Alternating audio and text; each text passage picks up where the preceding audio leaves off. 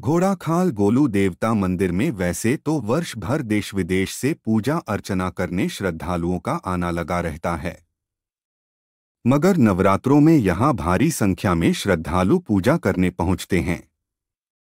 उत्तराखंड में न्यायी देवता के रूप में पूजे जाते हैं गोलू देवता गोलजू महाराज। नैनीताल जिले के भवाली से लगभग 5 किलोमीटर की दूरी पर बसा है रमणीक, शांत एवं धार्मिक स्थल घोड़ाखाल। घोड़ाखाल न्यायी गोलू देवता के मंदिर के लिए प्रसिद्ध है। घोड़ाखाल मंदिर का इतिहास, मान्यताएं एवं विशेषताएं। घोड़ाखाल का शाब्दिक अर्थ है घोड़ों के लिए पानी का एक तालाब।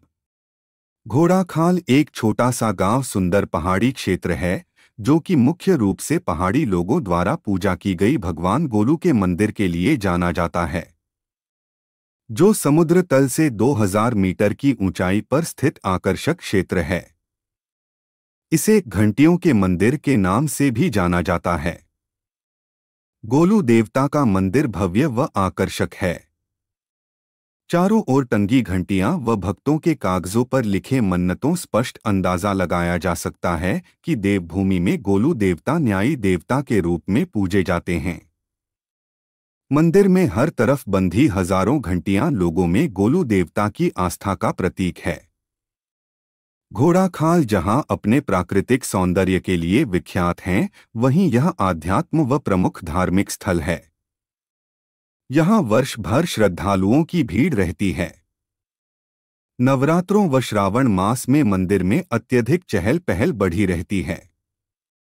घोड़ाखाल मंदिर के गोलजू देवता की कहानी। किंवदंतियों के अनुसार गोलू देवता की उत्पत्ति कत्यूर वंश के राजा झालराई से मानी जाती है, जिनकी तत्कालीन राज्य की राजधानी धूमाकोट चंपावत थी। राजा झालराई की 7 रानियां होने पर भी वह निसंतान थे। संतान प्राप्ति की आस में राजा द्वारा काशी के सिद्ध बाबा से भैरव यज्ञ करवाया और सपने में उन्हें गौर भैरव ने दर्शन दिए और कहा, राजन, अब आप 8वां विवाह करो, मैं उसी रानी के गर्भ से आपके पुत्र रूप में जन्म लूंगा। राजा ने 8वां विवाह कालिंका से रचाया और जल्द ही रानी गर्भवती हो गई। गर्भवती होने के कारण 7 रानियों में ईर्ष्या उत्पन्न हो गई। रानियों ने षड्यंत्र रचकर कालिंका को यह बात बताई कि ग्रहों के प्रकोप से बचने के लिए माता से पैदा होने वाले शिशु की सूरत 7 दिनों तक नहीं देखनी पड़ेगी, और प्रसव के दिन 7 रानियों ने नवजात शिशु की जगह सिलबट्टा रख देती है। 7 रानियों ने कालिंका रानी को बताया कि उसने सिलबट्टे को जन्म दिया है। उसके बाद 7 रानी मिलकर कालिका के पुत्र को मारने की साजिश रचने लगी। सर्वप्रथम 7 रानियों ने मिलकर रानी कालिंका के पुत्र के लिए यह योजना बनाई। वो बालक को गौशाला में फेंक देंगे और वो बालक जानवरों के पैर तले कुचलकर मर जाएगा। 7 रानियां उस बालक को गौशाला में फेंक कर चले जाती है। थोड़े समय बाद जब रानियां बालक को गौशाला में देखें आती है, तो वो देखती है कि गाय घुटने टेक कर शिशु के मुंह में अपना थन डाले हुए दूध पिला रही है। बहुत कोशिश करने के बाद भी बालक नहीं मरता है। बाद में रानियां उस बालक को संदूक में डालकर काली नदी में फेंक देती है, मगर ईश्वर के चमत्कार से संदूक तैरता हुआ गौरी घाट तक पहुंच जाता है। मछुआरे को बालक के दर्शन। गौरी घाट में वो संदूक भाना नामक मछुआरे के जाल में फंस जाता है। मछुआरे की संतान न होने के कारण मछुआरा उस बालक को देखकर प्रसन्न होकर उसे घर ले जाता है। गौरी घाट में मिलने के कारण मछुआरा उस बालक का नाम गोरिया रख देता है। बालक जब बड़ा होने लगा तो वो उस मछुआरे से घोड़े की जिद करने लगाता है, लेकिन मछुआरे के पास घोड़ा खरीदने के लिए पैसे न होने के कारण वो बड़ी एक लड़की का घोड़ा बना लाता है। बालक उस काठ के घोड़े से अत्यंत खुश हो जाता है। एक दिन जब बालक उस घोड़े पर बैठता है तो वह घोड़ा सरपट दौड़ने लगाता है। यह नजारा देख गांव वाले चकित रह गए। बालक की सातों रानियों से मुलाकात।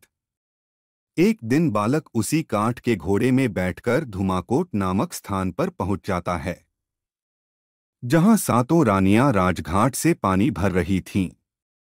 और बालक अपनी माता कालिंका के प्रति रचे षड्यंत्र की बात रानियों के मुख से सुन लेता है। ये बात बालक जानकर भी उस समय शांत रहता है।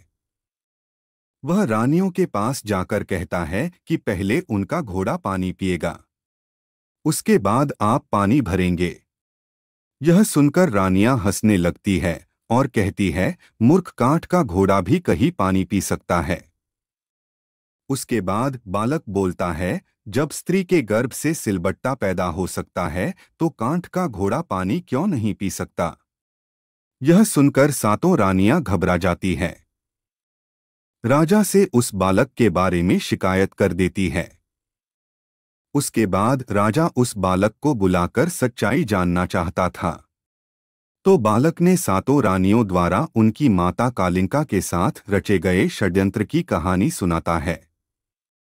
कहानी सुनने के बाद राजा उस बालक से अपने पुत्र होने का प्रमाण मांगता है। इस पर बालक गोरिया ने कहा कि यदि मैं माता कालिंका का पुत्र हूं तो इसी पल मेरे माता के वक्ष से दूध की धारा निकलकर मेरे मुंह में चली जाएगी, और ऐसा ही हुआ। राजा ने बालक को गले लगा लिया और राजपाट सौंप दिया। इसके बाद वह राजा बनकर जगह न्याय सभाएं लगाकर प्रजा को न्याय दिलाते रहे। न्याय देवता के रूप में प्रसिद्धि प्राप्त करने के बाद वह अलोप हो गए। गोलजू देवता के नाम। वही बालक बड़ा होकर ग्वेल, गोलू, बाला गोरिया तथा गौर भैरव नाम से प्रसिद्ध हुआ। ग्वेल नाम इसलिए पड़ा कि इन्होंने अपने राज्य में जनता की एक रक्षक के रूप में रक्षा की और हर विपत्ति में ये जनता की प्रत्यक्ष रूप से रक्षा करते थे। गौरीहाट में ये मछुआरे को संदूक में मिले थे, इसलिए बाला गोरिया कहलाए। भैरव रूप में इन्हें शक्तियां प्राप्त थीं और इनका रंग अत्यंत सफेद होने के कारण इन्हें गौर भैरव भी कहा जाता है। ग्वेल जी को न्याय का देवता भी कहा जाता है। उत्तराखंड राज्य के अल्मोड़ा जिले में स्थित चितई गोलू देवता मंदिर का इतिहास और मान्यताएं बिल्कुल एक समान जैसी ही है। घोड़ाखाल मंदिर की विशेषताएं और मान्यताएं। स्थानीय लोगों के अनुसार गोलजू देवता को घोड़ाखाल मंदिर में स्थापित करने का श्रेय महरागाम की एक महिला को माना जाता है। यह महिला वर्षों पूर्व अपने परिजनों द्वारा सताई जाती थी। उसने चंपावत अपने मायके जाकर गोलजू देवता से न्याय हेतु साथ चलने की प्रार्थना की। इसी कारण गोलजू देवता उस महिला के साथ घोड़ाखाल मंदिर में विराजे। घोड़ाखाल मंदिर की विशेषताएं यह है कि श्रद्धालु यहां पर अपनी अपनी मन्नतें कागजों पत्रों में लिखकर मंदिर में एक स्थान पर टांगते हैं। और माना जाता है कि गोलू देवता उन मन्नतों पर अपना न्याय देकर भक्तों की पुकार सुनते हैं, उनकी मन्नतों को पूरा करते हैं। और मन्नतें पूरी होने पर लोग न्यायी देवता के मंदिर में भेंट स्वरूप घंटियां चढ़ाते हैं।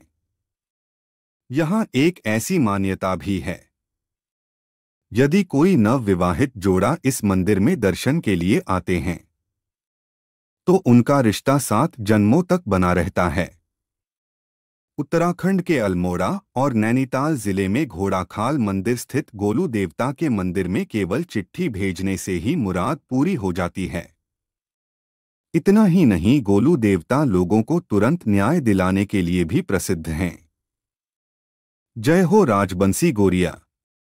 दोस्तों, अगर आपको भी गोलू देवता के बारे में जानकारी है तो हमें कमेंट में जरूर बताएं। धन्यवाद।